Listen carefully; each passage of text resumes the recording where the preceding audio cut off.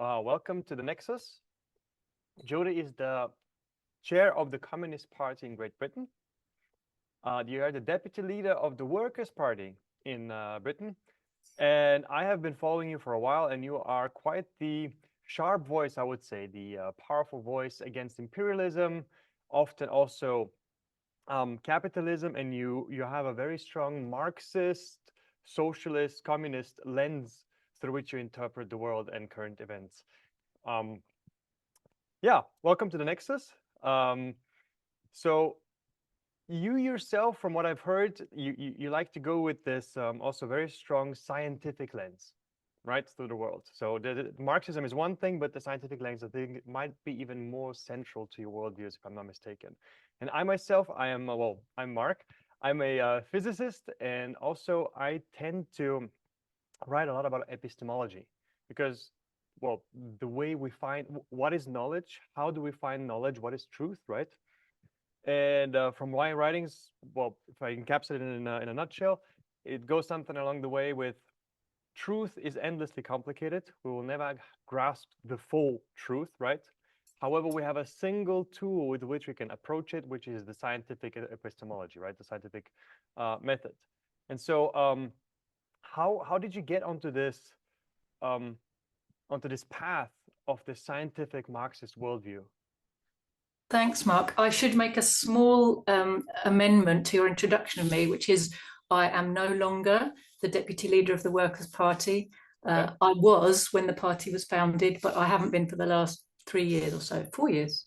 I lose track, but for a while. So just to clarify, in case people think I'm trying to trick them, regarding the scientific method, it is actually central to Marxism. So I am not a scientist. All of my scientific training has come through my study of Marxism. So I'm probably very lacking in many ways as a scientist, but I do my best through studying Marxism. And you're absolutely right. The truth is endlessly complicated, right? But studying reality using the scientific method of testing your knowledge against reality and constantly refining brings you ever closer to the truth. And things, the fundamental essence of the scientific method and of materialist ideology and of Marxism is that the world is knowable, right? You can know things, and we can know things better and better over time with more investigation, right? That's the fundamental precept at the center of a scientific approach to the world. Now, Marxism is a science. Obviously it's a social science, but it's a science in the sense that Marx discovered laws of how history moves and develops, how class forces operate, how capitalist exploitation works. He revealed mechanisms and laws by which capitalist society operates outside the will of the members of a capitalist society, just like, outside of the will, if you like, of individual atoms. There are forces acting on the atom, right? There might be parts of an atom. This is the bit where you see that I'm not a scientist, right? But, say some tiny part of an atom that seems to move randomly. You can't necessarily predict its individual movement, but you can explain the forces which are acting on it, which it has no choice about, right? You understand? Yeah. So it's the same with society. Any form of social organization, which is essentially an organization of society in order to produce things in a certain way. So we had primitive communism, was the earliest form of human society. Then you had slavery, then you had feudalism, then capitalism, and capitalism leads on to socialism, and then highest stage of communism. And in each one of these forms of society, society is organized differently because the main prevailing mode of producing things is different. It's on a different technological basis, and that demands a different social basis. And each one of these formations has its own laws. But there are also laws that apply to all of them. There are laws that apply to all class societies, for example. And there are, of course, what Marx is most famous for in his, magnum opus of Capital, is exposing, revealing the mechanisms of capitalist exploitation. Where does profit come from? Where does value come from? And the contradictions within the capitalist mode of production, which create crises of overproduction, etc. So all of this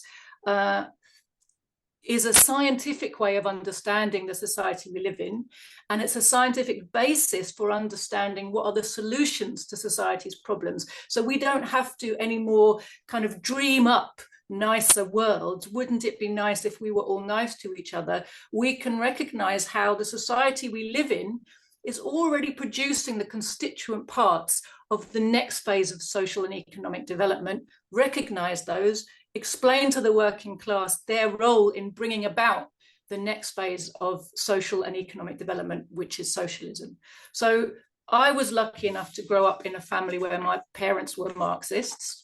That didn't automatically make me a Marxist, I have to say. You have to, it's like anything, you're going to become something like that. You've got to study by yourself, right?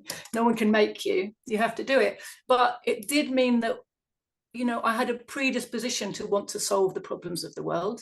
And at a certain point, once I'd overcome my teenage rebellion, I was ready to at least give some hearing to the views of my parents. And what I did essentially was go to a study class and read some Lenin. And then Lenin persuaded me that despite the fact that my parents were annoying, that all teenagers think, and even in my early 20s, I found them quite annoying. But I had to agree with them that Lenin was right, that they were on the right path. So that was what brought me into this field. But I was a musician. I was not any kind of a scientist. But it spoke to me. It was so obviously reflective of reality. And that when you come across something that makes sense of the real world, it really resonates with you, and you have that kind of aha moment. And I had one of those, really. So.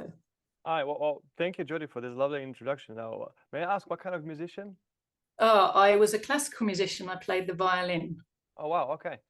Interesting. Let me add on top of that I have always wanted to understand the world personally, so I've always known that I wanted to become a physicist from the day I knew that there is such a study as physics. As a 12-year-old, you start to discover the world, about chemistry, maybe you hear about this and that, and then I heard about physics, and then from then on, I knew that it was that. But just to add on top of that, to add on to what I said, maybe my own personal experience, there is a distinction, in my opinion, to be made between something that appeals to you emotionally, that feels right, but then you can layer on top of that the predictions. And the predictions from the Leninist, Marxist schools tend to be much more on point than those from the capitalist school of thought. So personally, I only recently read Marx, I think about 2 years ago, roughly, 3. And I must say, I need to reread that. Capital is such a volume. And I tend to listen to my books as audiobooks, and he does these long chains of dialectics to explain where value comes from. And I need to have it graphically. It's just too long to follow as an audible train of thought, right? But yeah, so I can't say I have exact knowledge, but I have also been reading some Hayek, some Mises, and Smith as well, to see the other side of the pond, so to say. And it has been my observation, my idea that the depth of thought from the leftist, Marxist, Leninist school of thought tends to be much greater than the depth of thought from the Hayek, Mises school of thought. Do you agree with that? Let me give you an example.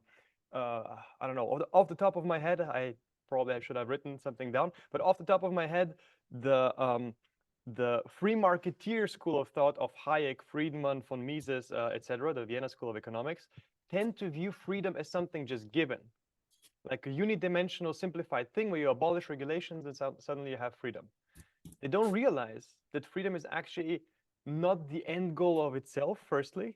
It's one part of this larger multidimensional structure we tend to strive towards called well-being.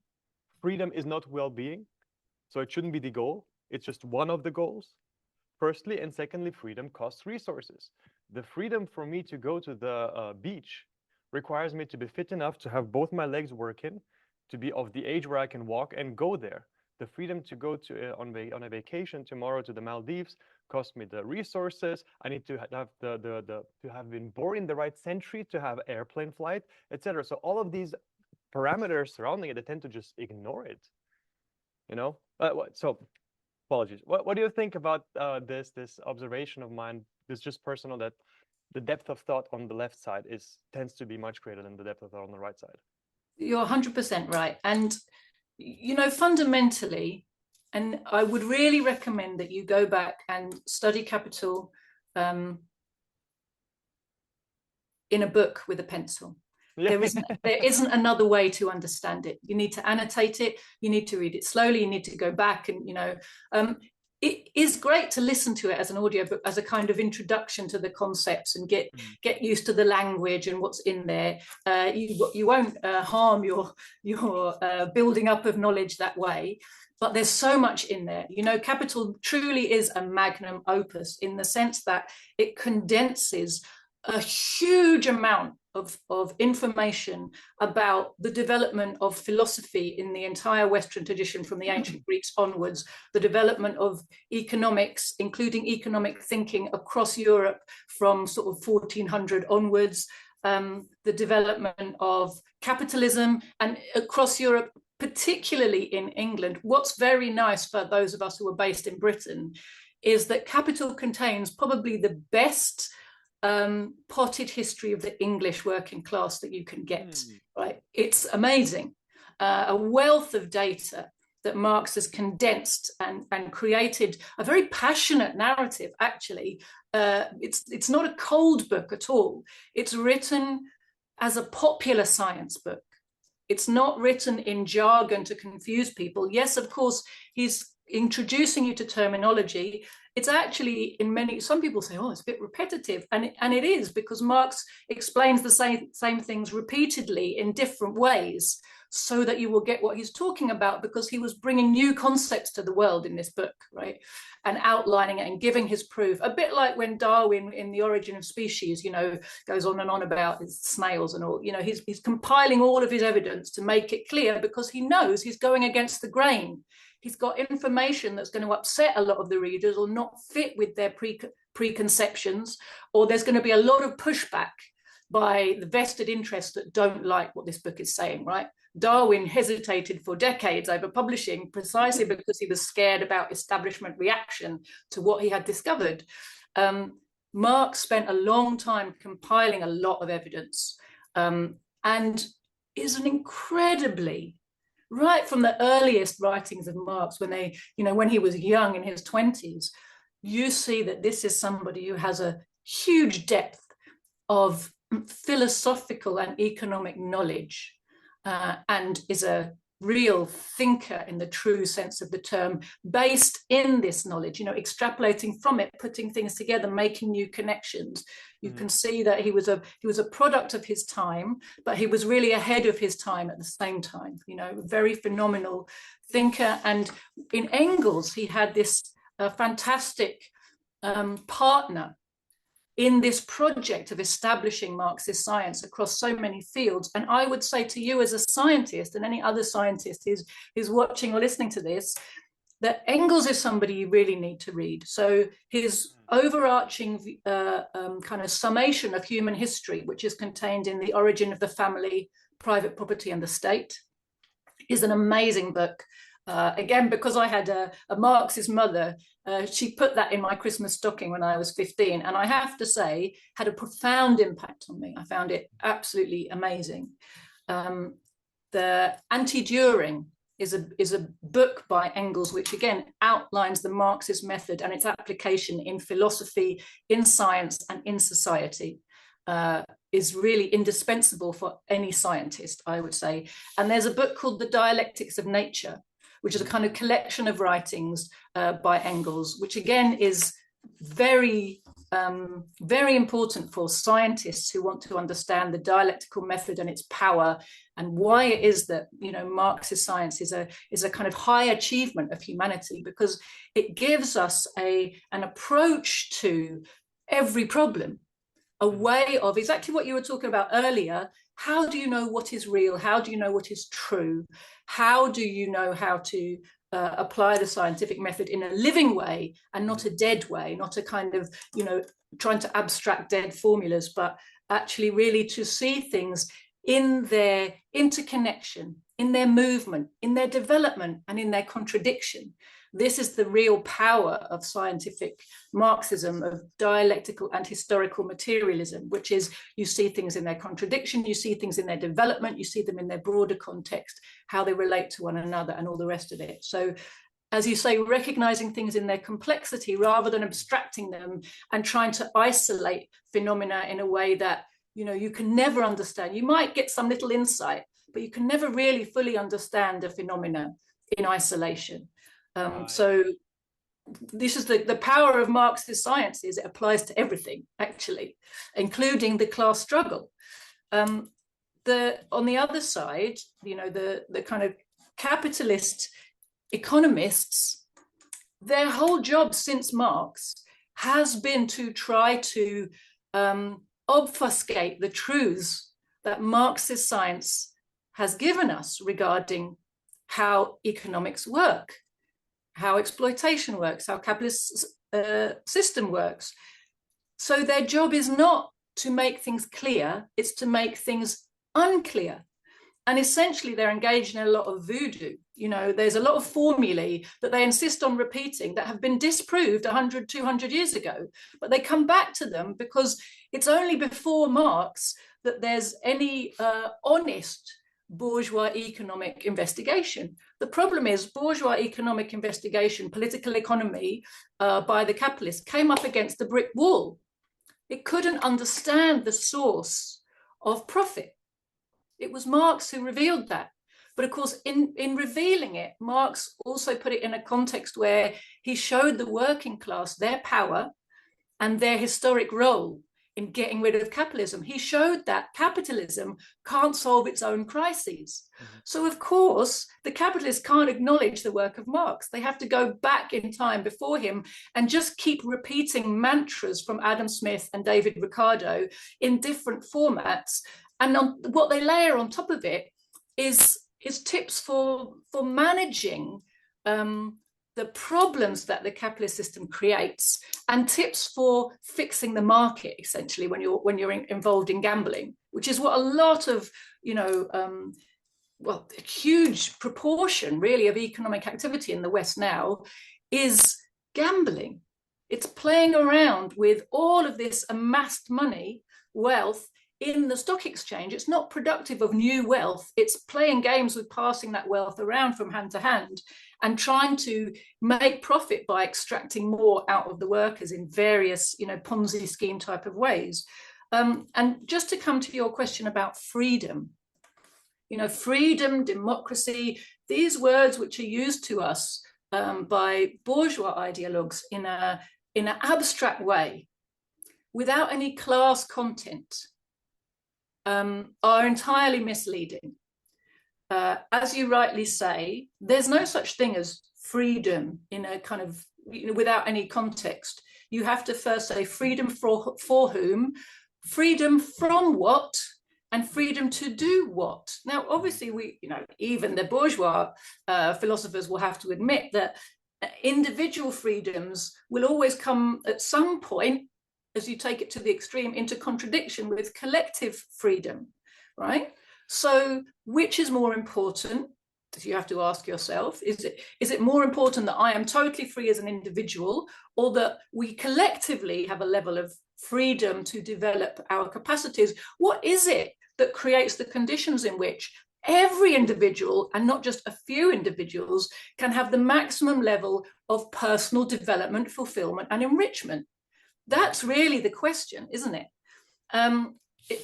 The freedom, it turns out that the individual freedoms that the bourgeois go on and on about, which in the early days of their system was counterposed to feudal hierarchical control over people, that you were born into a part of society and you were stuck in it forever.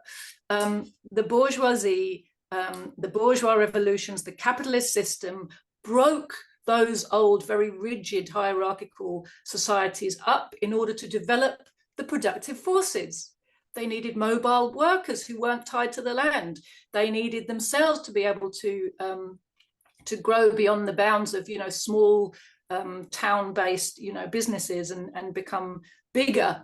And as their businesses became bigger, they needed to extend into national and then international economic spheres and not be kept down by the kind of the hierarchies of the nobility and the church and all the rest of it. So their struggle for economic and individual freedom was against feudalism, was a progressive struggle.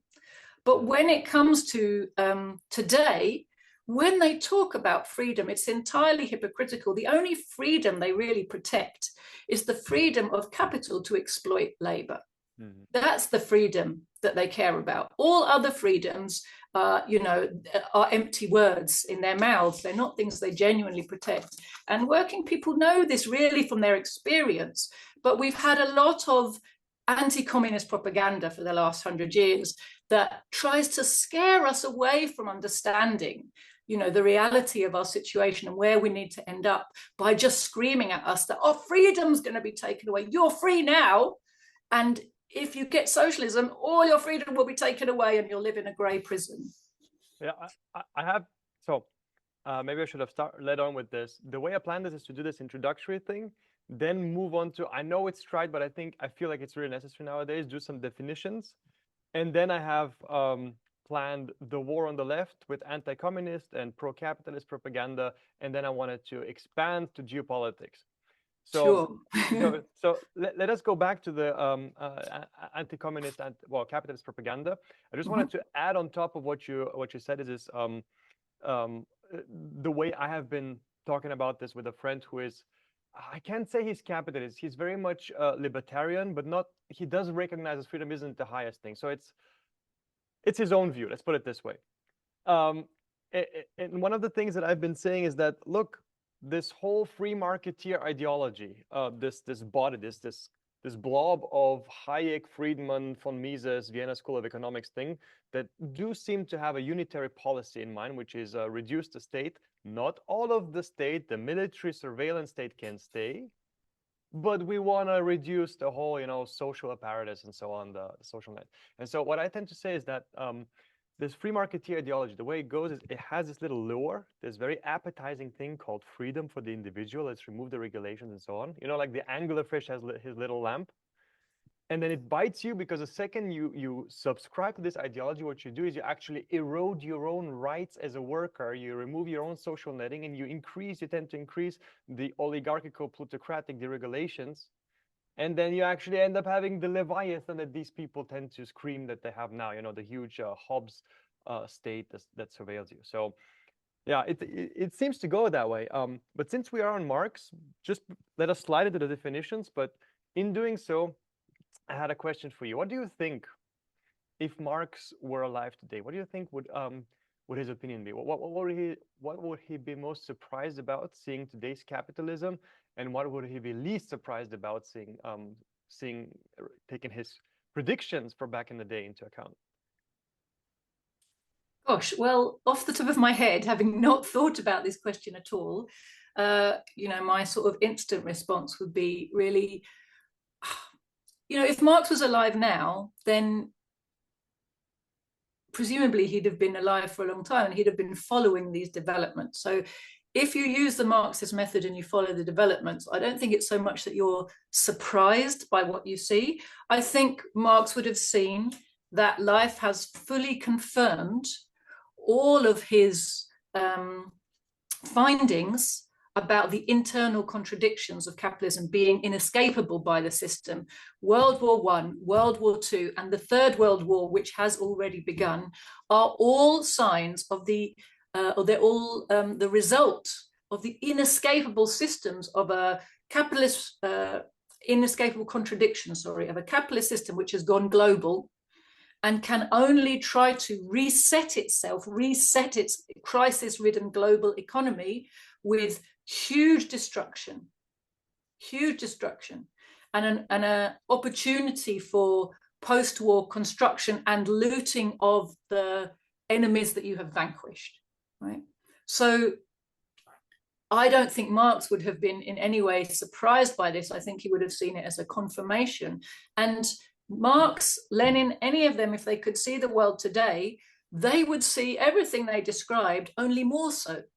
All that happens with the passing of time is that the very contradictions which are described by Marx and by Lenin when he wrote his book on imperialism, though they have become more acute. The disparity between rich and poor has become more enormous and obscene.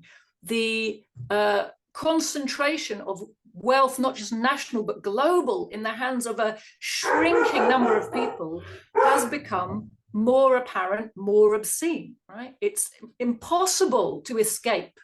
And from having a ruling class that was used to call itself in Britain the upper 10,000, you literally could fit in a bus the number of people globally who control, you know, the same amount of wealth as you know, most of the world's working people.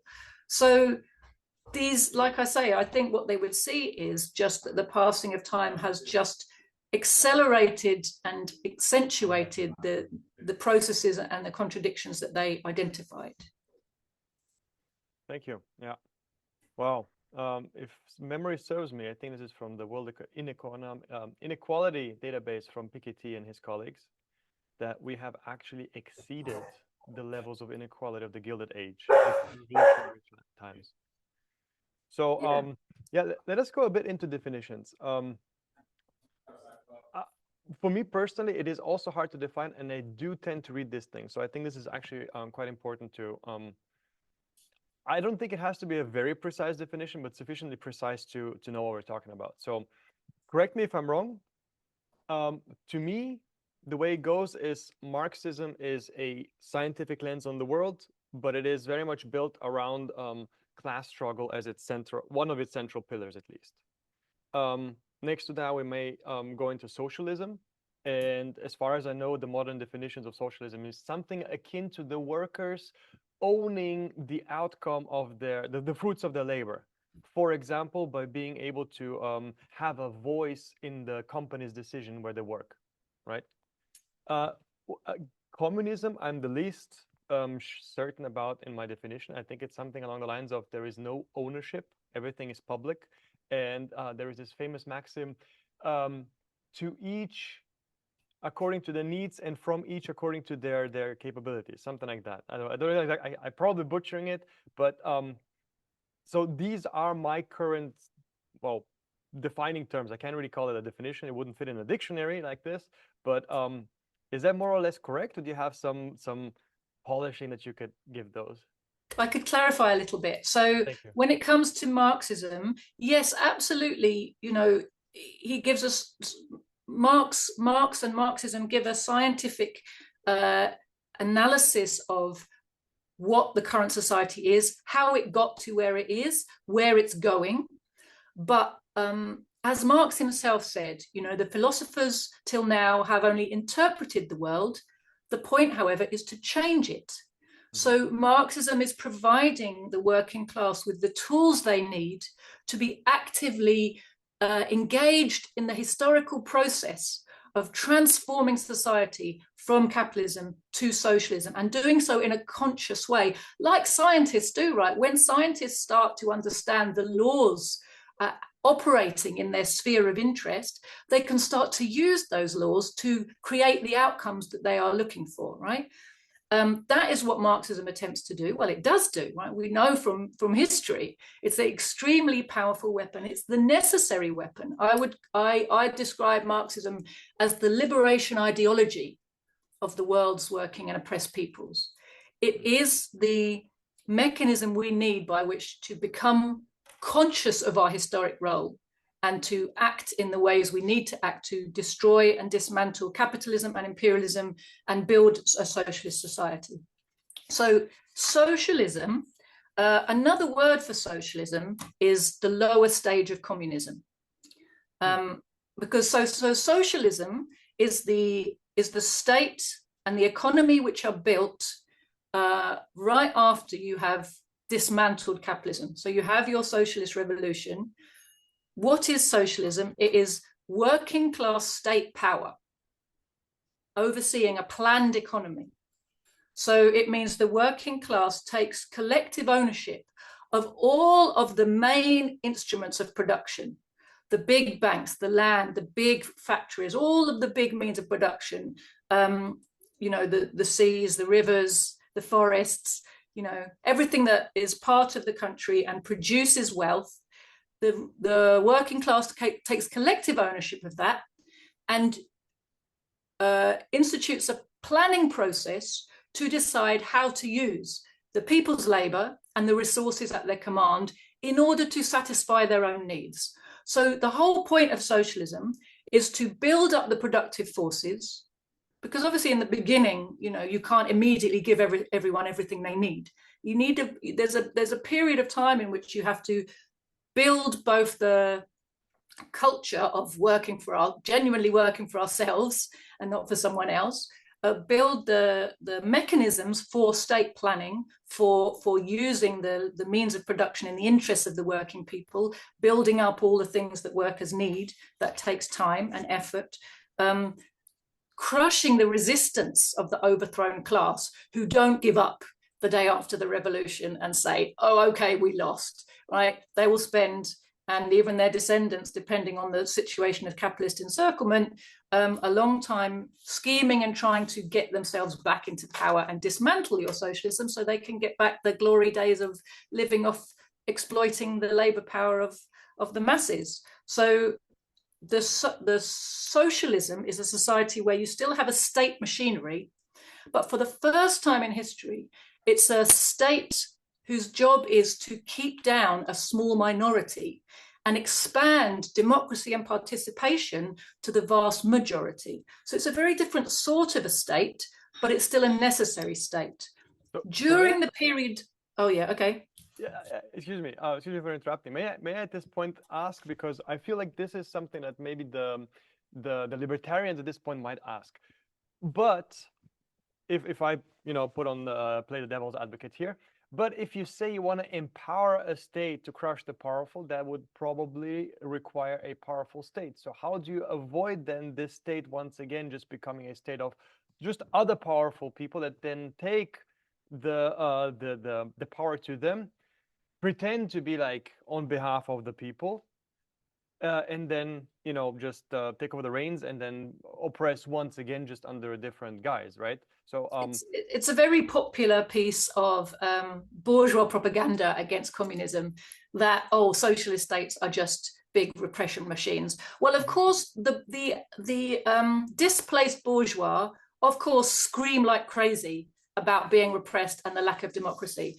And we should make no bones about it. Yes, your right to exploit is going to be taken away. Yes, your right even to democratic participation is going to be taken away. We are not going to give our class enemies the right to decide how we run the new society, right? So this is, in a bourgeois society, the workers do not have the right to decide how society is run. We are told that we do, but the truth is we don't. And we know that we don't.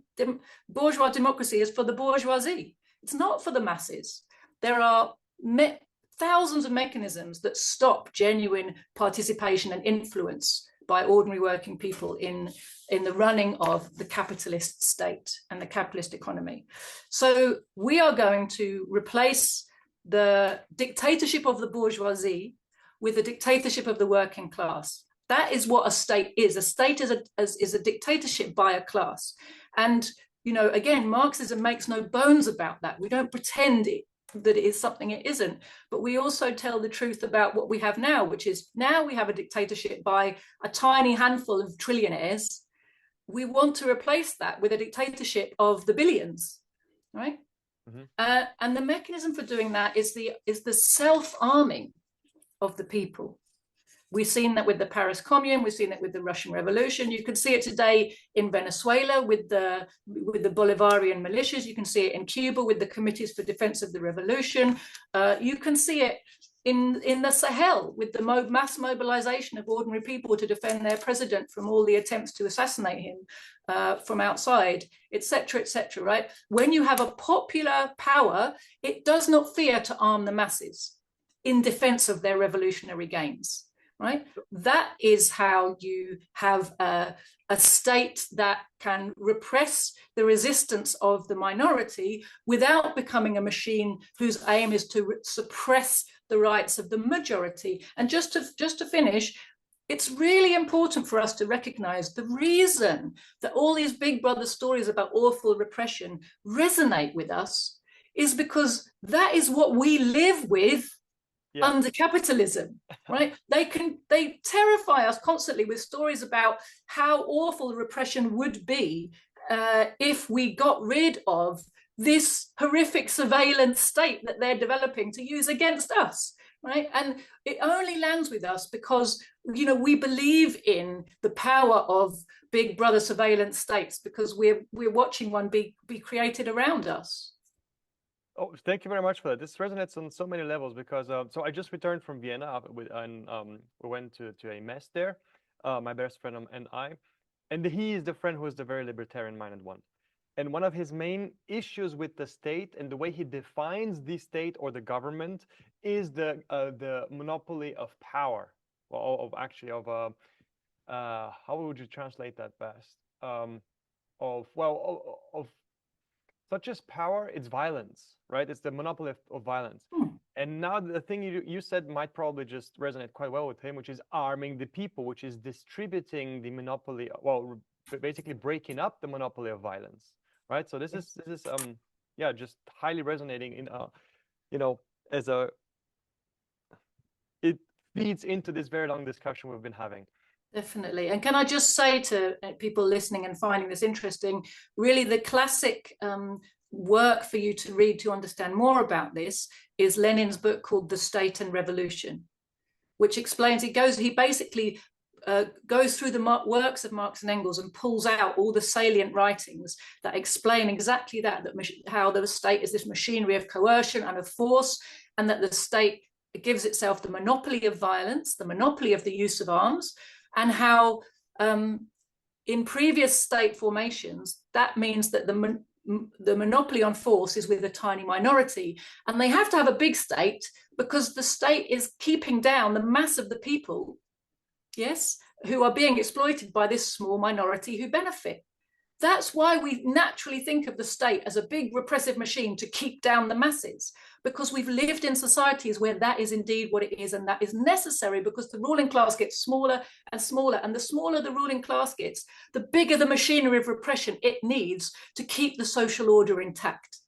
Yeah. We are now, you've got to step outside that type of a society in your imagination and actually start to allow yourself to get your head around the idea of a state where the masses are not being kept down. They are not being exploited by a tiny ruling class. To understand that we're talking about a very different sort of a mechanism that needs to mobilize the masses, wants to mobilize and empower the masses. All right. Yeah, thank you very much for that.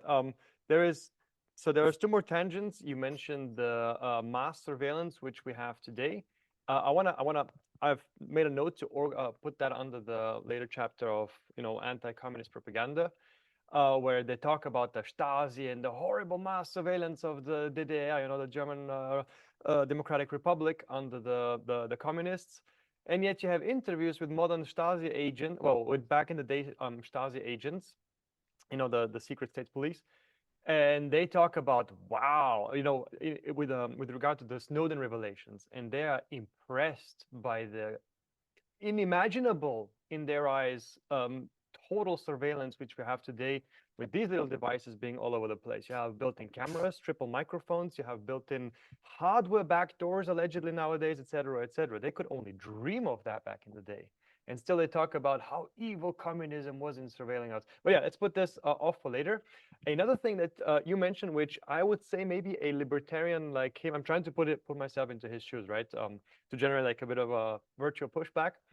And I think one thing he might not be okay with, so to say, is this thing you mentioned about the planned economy. And he would say something along the lines, you know, the typical decentralized. So I mentioned the anglerfish before, where you lure people into the free marketeer ideologies by telling them, look, it's freedom. Look, this is the thing that generates the most prosperity, yada, yada, yada.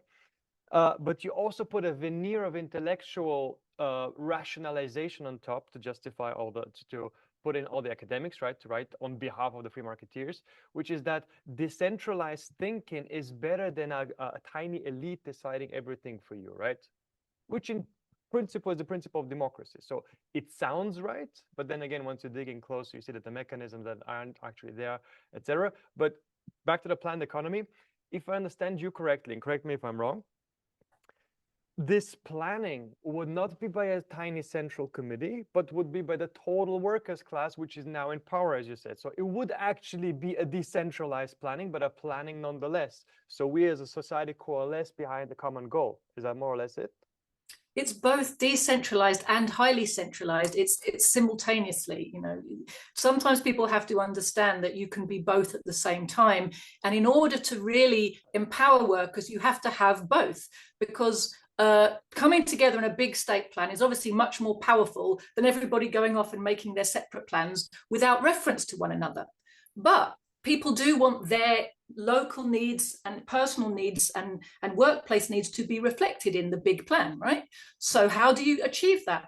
Well, there's wonderful descriptions, and I still love to read these in literature from the Soviet Union and the period when they were building socialism in the Stalin period, you know, between the world wars, after the revolution, in the 30s in particular.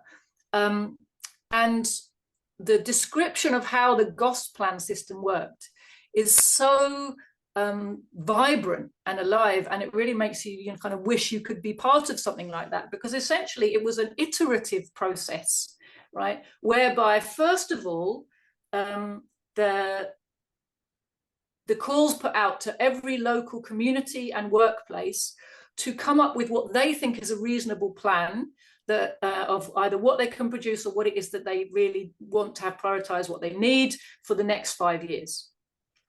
And they all get together, they have their meetings, so local people get together in meetings and agree things, and they make their local proposals. And then all of those from all across the Soviet Union, imagine this vast area, right? And this is before computers, right?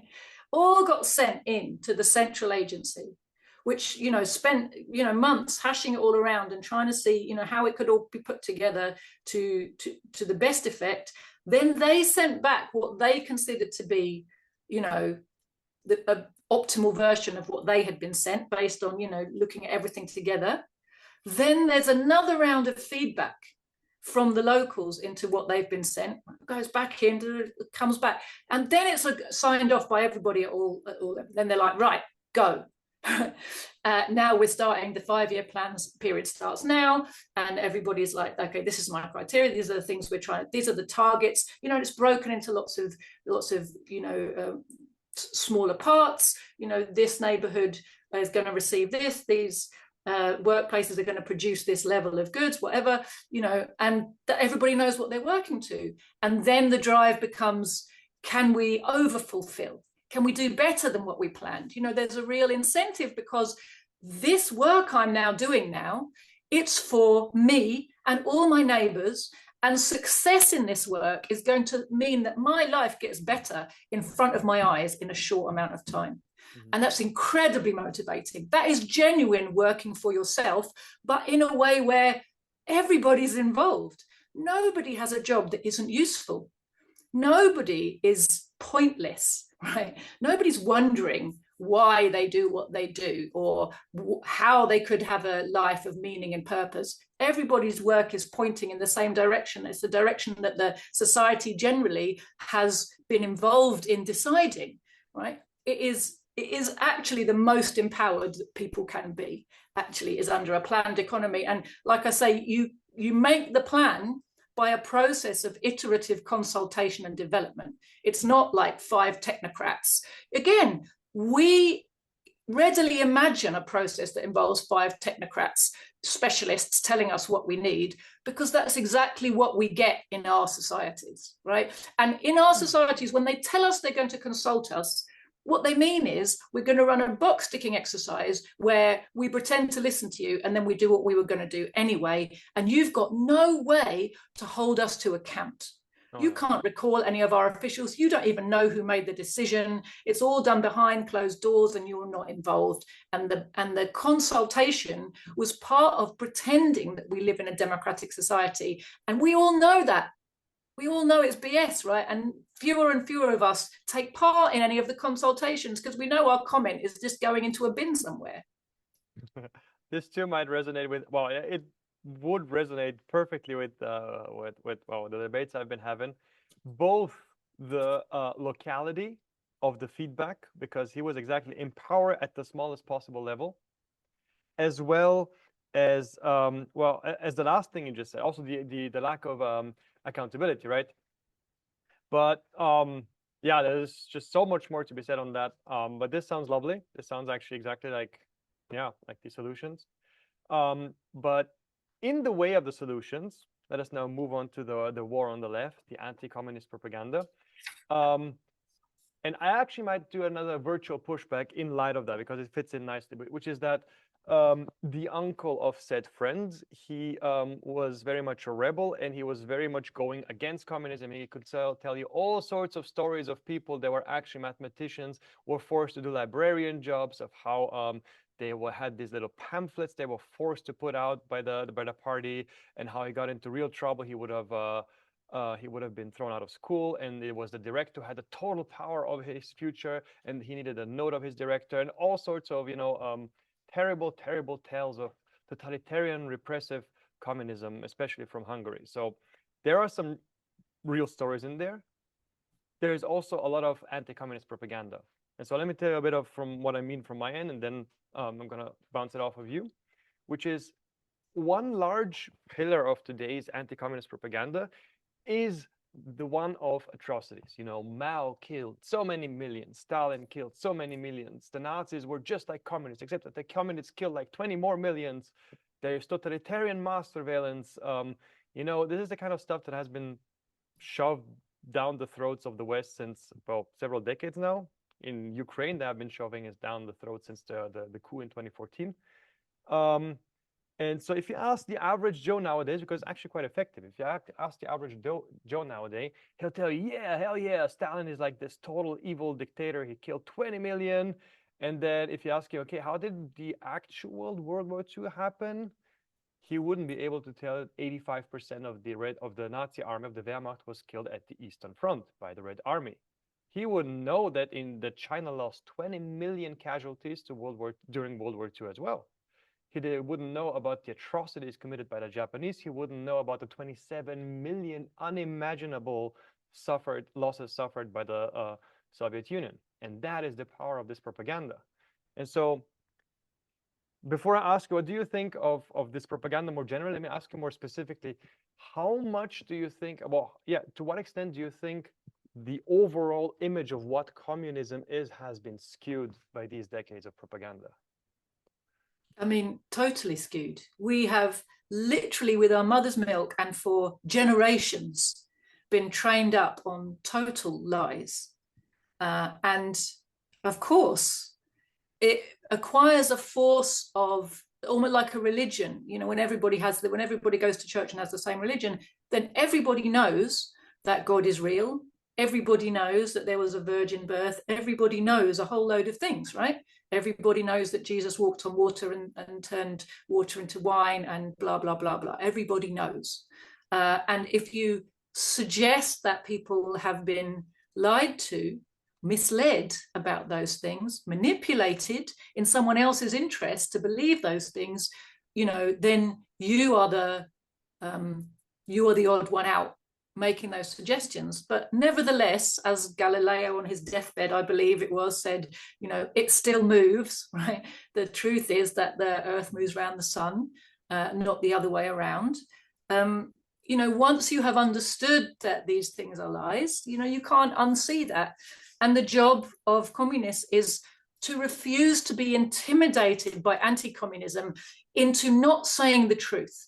One of the ways that anti-communism has been super successful is intimidating people who are communist into sort of going halfway along with the lies, going, oh, well, yeah, okay, but maybe Stalin was terrible, but, you know, other things are good.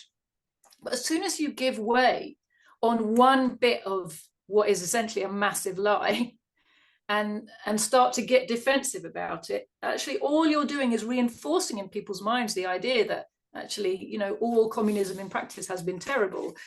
It's not true at all. What I find interesting about a lot of these complaints that people, you know, especially people from, you know, who either grew up in socialist countries or more likely are related to people who did or have grown up in countries after socialism, you know, and this is the way that bourgeois media encourages us to think and talk. Every difficulty or every individual failing in the implementation or the attempt to build a socialist society under economic pressure and surrounded by hostile imperialist enemies, right? Which is not the best conditions, right? It makes it very difficult under all kinds of pressures. Every difficulty and every failure that might be, you know, it's not investigated to understand what's really the cause of that difficulty or that potential failure. It's always absolute proof that socialism can't possibly ever work, right? Socialism is terrible. That's not the same way that we are taught to approach failings or difficulties within the capitalist system, is it? There we're taught to look at the specific causes and ask who's failing, what was the cause of that failing, and what can we do to try to avoid that mistake in the future? Why are socialists not allowed to examine a difficulty and work out how to avoid that difficulty in the future? Right? That's not, that leeway is not allowed to an examination of the socialist system. We are told, no, anything that ever happened that we can point to that is not optimal for this person. I mean, very often it's even, you know, it's one person's held up, my grandfather was persecuted. And it's like, well, the first question is why? You know, if he was a former exploiter who was trying to sabotage the building of socialism, well, locking him up in the gulag was a jolly good thing, wasn't it? You know, and you have to always like investigate. You can't just make a blanket conclusion from one example and say, oh, this means socialism can't possibly work. Socialism is humanity's future. So whether or not there have been difficulties or mistakes in some of the building of socialist states so far, all that means is there's things for us to learn about how we carry out our revolutions, how we implement socialism. To be honest with you, 99% of the crimes, mistakes, disasters that are held up against socialism are just plain fabrications. But the ones that aren't, they're things that for the working class to learn from. They're not proofs that socialism shouldn't happen. And, you know, to come to the biggest ones, these things where they say that, you know, Stalin killed millions, Mao killed millions, and socialism creates famines. You know, you couldn't get further from the truth. The numbers that Stalin is supposed to have killed pretty much single-handedly, if you read, you know, the propaganda narratives, would, like, it's more than died in World War II. Now you think about the killing machine that was the front line in World War II and the numbers who were dying every day in that conflagration, the sacrifices the Soviet people made to save Europe from fascism, to save the world from fascism at that time, was so enormous. The idea that in peacetime they suffered greater losses, right? And it, like, just to even produce that number of dead, you would, I mean, my father used to say this, you would need to have machine gun emplacements on street corners, gunning people down. You know, just that people don't stop and ask themselves, where do these numbers come from? Are they in any way realistic? What would that mean for a society to lose those kind of numbers?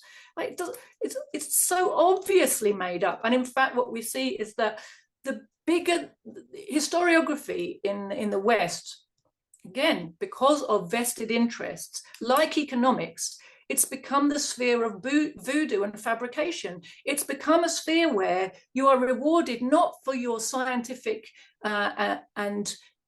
endeavor, but for your ability to present the system the existing economic exploitative system in bright colors. So the person who can come up with the biggest number of deaths under socialism will get the biggest book contract and the most, interviews on TV and the most column inches and the most, honorable professorships and all the rest of it. And, so it becomes a bidding war, actually, to just come up with a bigger number. Who's checking? Like, the bigger your number, the less rooted your numbers are in reality and any meaningful research, the more published you'll be. So it makes an absolute joke of the bourgeois field of history, in fact, all of this stuff. And the idea that communism creates famines, actually, you see the reverse. Socialist societies have abolished famine in societies that previously were riven with famine on a practically annual basis. Can I add on top of that? Because so there are two branches. The higher the number, the better you're published. This goes with what we would just witness a couple of months ago. Oh, Iran killed 10,000 people in the protest. The next day, oh, Iran killed 12,000 people in the protest. The next day, oh, Iran killed 30,000 people in the protest. And it goes all the way up to, I think, 110,000. They have actually published the obituaries, right? The individual comments is about 3,300. And of course, no single free Western medium shows the people running towards the cops with machetes, shooting at them with shotguns, all the agents from the Mossad, etc. Well, this is one branch. And the other branch I wanted to shake from what you said is since the Ukraine war, there has been this new marketing of the famines in Ukraine in the 30s, right? They now have been rebranded under Holodomor. I mean, the name was always there, but it has been now pounded upon us so that everyone knows about Holodomor. And it has now been suddenly discovered that these famines that also killed millions of Russians were somehow on purpose to starve out these evil Ukrainians. And there's historical figures that write about this, and it's established historical fact. Then you dig a little deeper. There's exactly two figures who wrote about this. Anne Applebaum, arch neocon Russophobe, the wife of Radzislav Sikorski, the ex-foreign minister, I think, of Poland, the one who said thank you USA after the blow up of the Nord Stream pipeline. And the other is this huge, massive fraud, probably involved with all sorts of weapons industry, which is Timothy Schneider, another massive neocon. So they use these people to put their layer again, their very thin veneer of intellectualism to justify the whole war. And it's a massive consensus behind it of hundreds, if not thousands, of historians who say, no, these were just mismanagement, miscommunication, and this very strong pressure from above to raise the numbers up that led to the famines, right? And so, yeah, this is just recent examples to show exactly what you mean. The higher your numbers of, oh, this person is bad, look at these human rights abuses. What is this? I'd like to bring to your attention a 2002 talk to the Stalin Society in London on the Ukrainian famine genocide myth. And Grover Furr has also done excellent work on exposing the propaganda of the, huge and deliberate imposition of famine. Can you show me the link again so I can put it at in the video's description below? So it's John Puntis, Ukrainian. All right, thank you. And if you go to the Stalin Society website, you can find the text there. Perfect. Yeah, amazing. I'll put that in the video description if I can find it online. But yeah, I mean, just goes to say, and to the socialism doesn't work. So I'm active on Twitter, and recently there's this very famous a meme that the pro-capitalist side likes to propagate, which is crazy idea. Let's divide a country into capitalist half and communist half and check on it 70 years later. And you see a satellite picture of North Korea being totally in the dark and South Korea being totally lit. And I just had to answer to that. And I was like, yeah, crazy idea. How about we bomb a country to oblivion, where we find today in the memories of the Air Force commanders that they ran out of targets after killing bombs, civilian housings, to the point where they had to bomb barns and shacks. Let's genocide 20 to 25% of their population in this war. In comparison, World War II killed about 4% of the German population. And then let's follow it up with a continuous embargo, CIA destabilization, military attacks, constant pressure, close them off of the international markets, and then let's play the game as if this was like a fair comparison. Now try to do that to a capitalist society, see what happens in there, right? So yeah, I mean, this brings me to my next point, while we are on the anti-communist and capitalist propaganda, which is the ahistorical nature of it.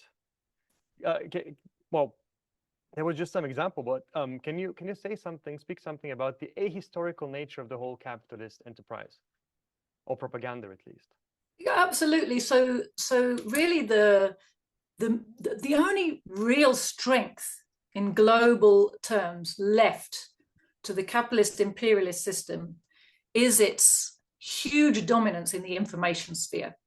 And they make maximum use of that. And because they have such dominance, they don't have to worry too much about having internally coherent narratives.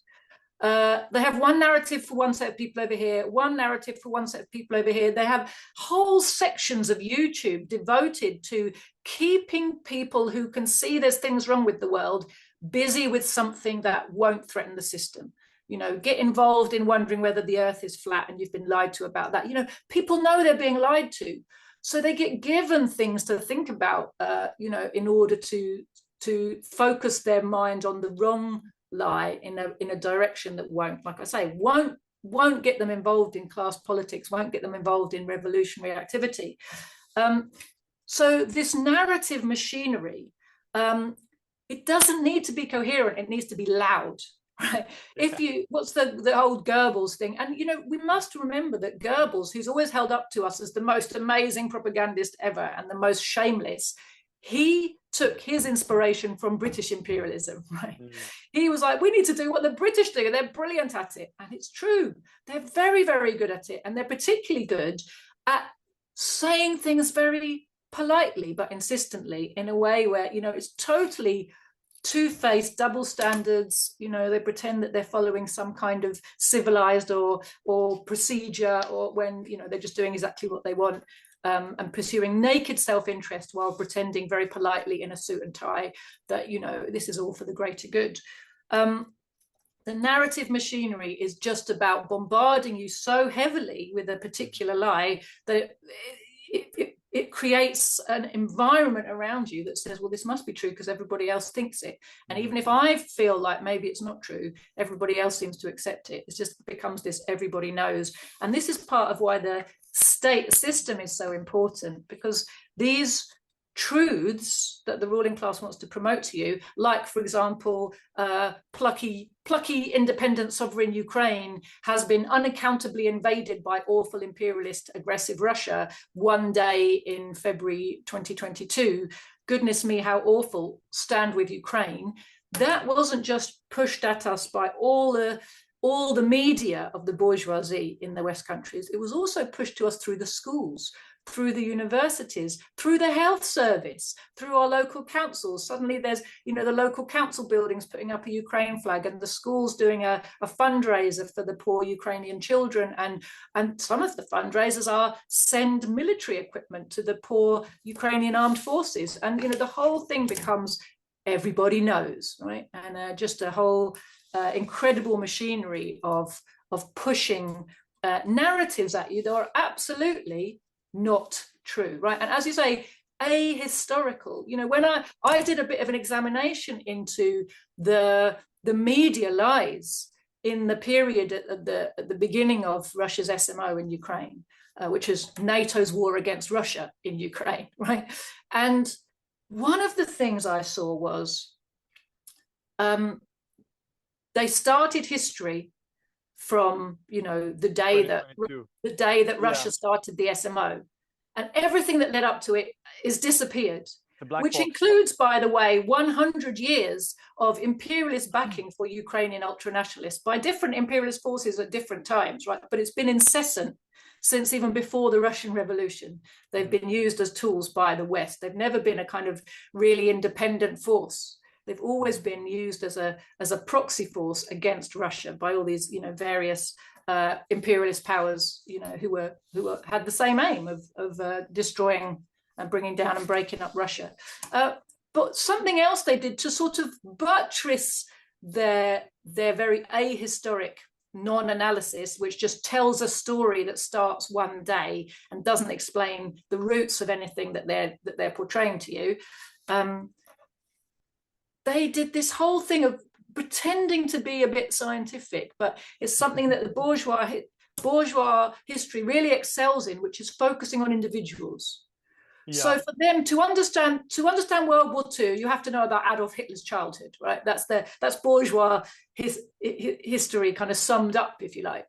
That it's about the acts of individuals, and if you understand the individual, you'll understand the history, rather than recognizing that it's a process of the development of contradictions between class forces, and that there are class forces engaged in the war with political aims that they were pursuing before the war, and the war is the continuation of those aims with military means, you know, and vice versa. The peace afterwards is a continuation of the same aims, you know, by peaceful means, right? So this understanding of the connection between the policy that preceded the war and the war that's broken out, to understand what the war is about, all that disappears, and they start talking about individuals. And I counted in just a space of a couple of weeks about 10 articles only in American Journal of, now I forget what it is, Psychology, I think, talking about, by experts, basically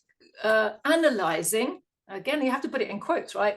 Analyzing Vladimir Putin's mindset. In February 2022, this is what they were doing. And, you know, we imbibe all of this nonsense. But, you know, the idea that some psychologist who's never met Vladimir Putin, knows jack about him apart from what they've read in Western media, can tell you what his motivations are and what his personality issues are that have led to this awful, aggressive war on the part of Russia. You know, again, it's all about building narratives that sort of seem like they make some kind of sense and hide the fact that you have actually banished all of the real causes and developments that led to the war from the eyes and the view of the people. Yeah. No, I mean, so about the last part, so I have several branches I want to go on of what you said.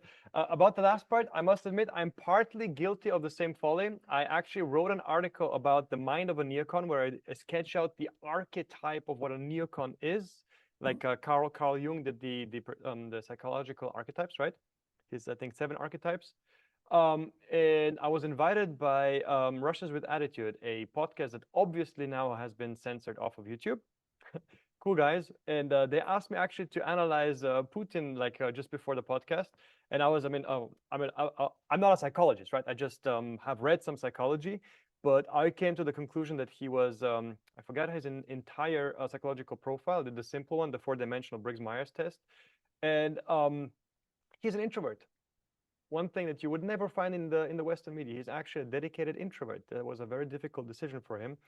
But yeah, anyways, so this is another topic. So I just wanted to go off of the branch you mentioned also about the ahistoric one. Let us assume all the propaganda is correct and Mao did kill 30 million and Stalin did kill 15 million or whatever. There has been many studies, but in particular one very seminal paper by Amartya Sen and I forget the second author. They studied the excess mortalities of both India and China from 1949 through 1979, because they both acquired the independence roughly simultaneously, right? India in 49 and China after the Civil War, and the Chiang Kai-shek fled in 49, I believe. And so they studied the excess mortality as a function of the socio-political measures. And turns out that India, because of its neoliberally structured policies, they find an excess mortality of 100 million people thanks to neoliberal capitalist policies, as compared with China, that was even worse off economically, if I remember correctly, back in the day. And also China is another very interesting example. So what I mentioned before with the typical capitalist propaganda about socialism never works, and then you take completely out of context North Korea, you know, you neglect the total genocide, the absolute and total destruction of infrastructure, of the fields, of the barns, of the shacks, of everything, bridges.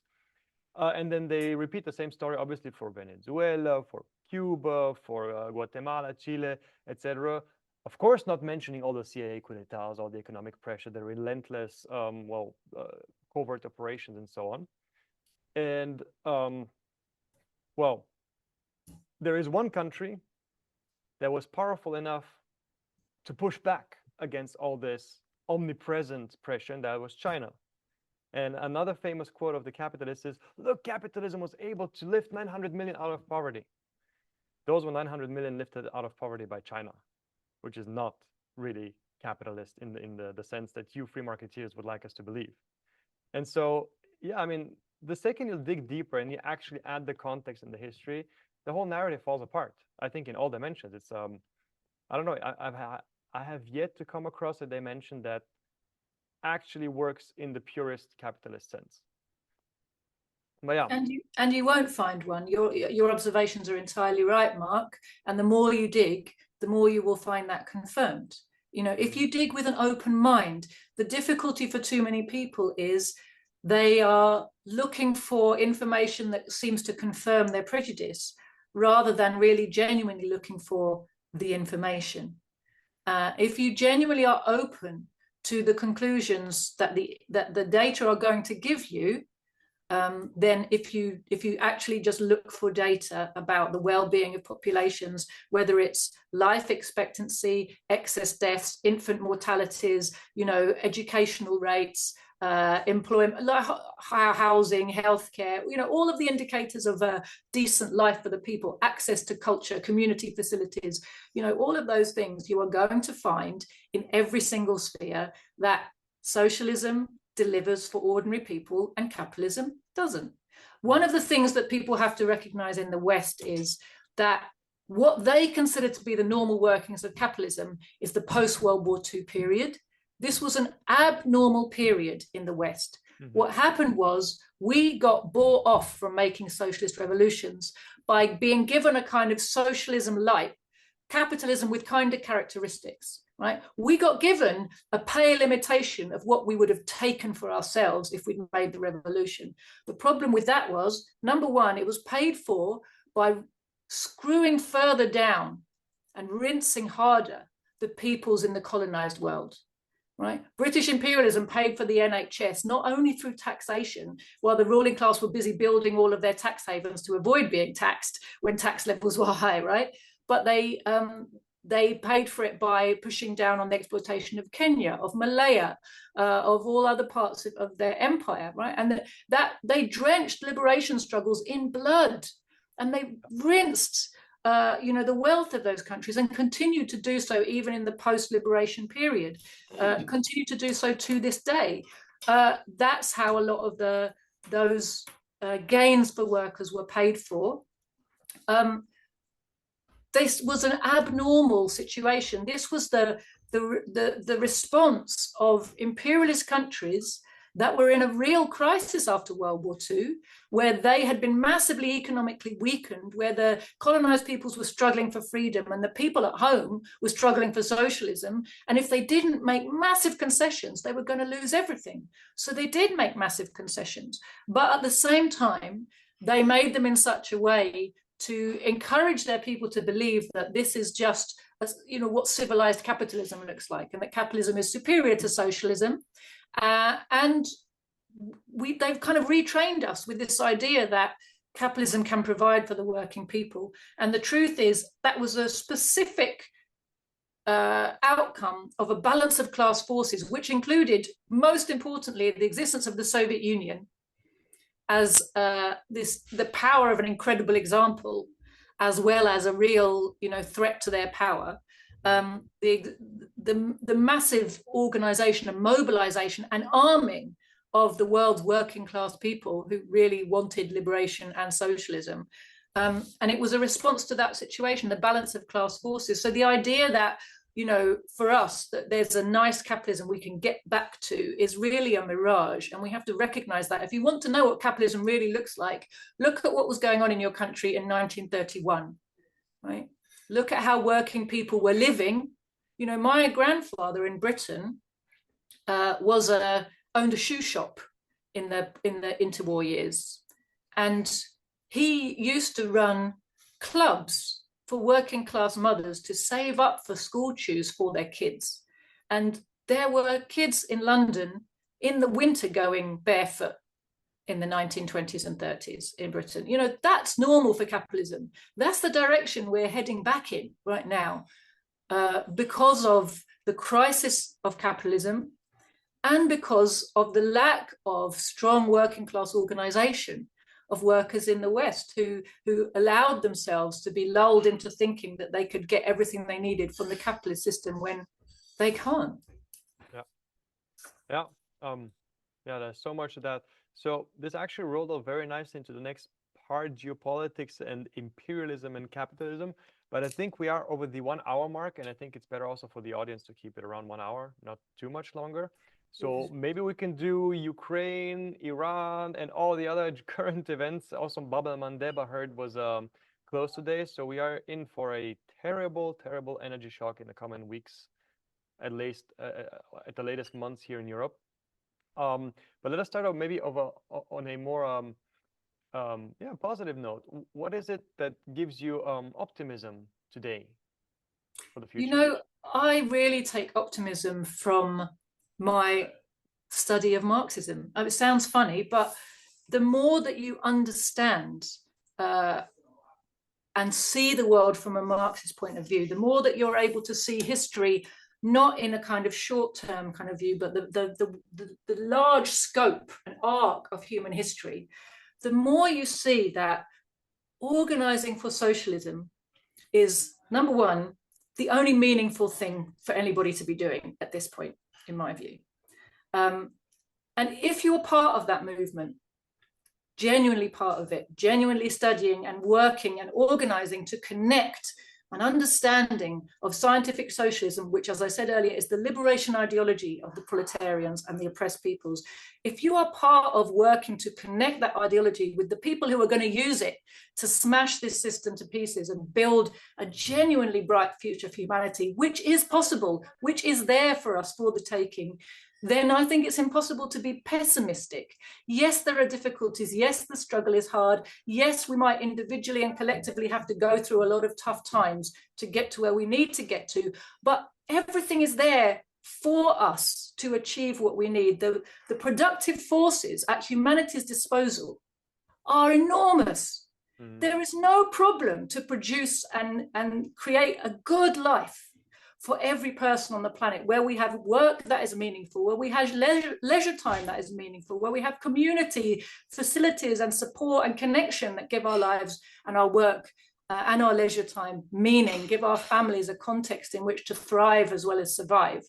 All of that, we have the science, we have the technology, we have the productive forces to do all of it. It's literally only the capitalist system of production for profit which gets in the way, which creates all this war, all this poverty, all this misery, all these frustrations, all these obscenities, all these contradictions.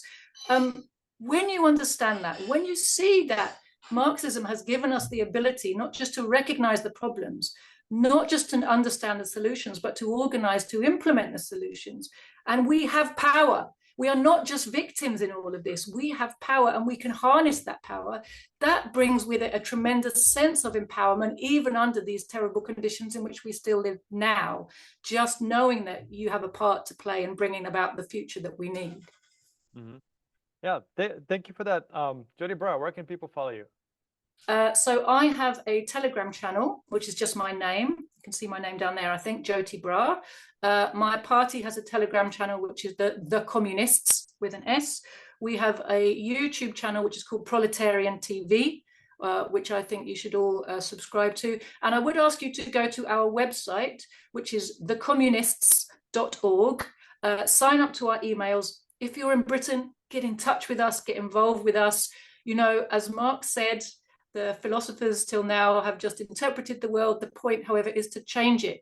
We need to study, we need to understand what we're doing, but we also need to organize so that we can do it. There's a lot of work to be done in this period of class struggle that's unfolding in front of us. And, you know, the more people that are involved, the quicker the work is going to get done. All right. Well, thank you very much, Joti. Well, see you next time. Have a good day. Nice meeting you, Mark. See you another time.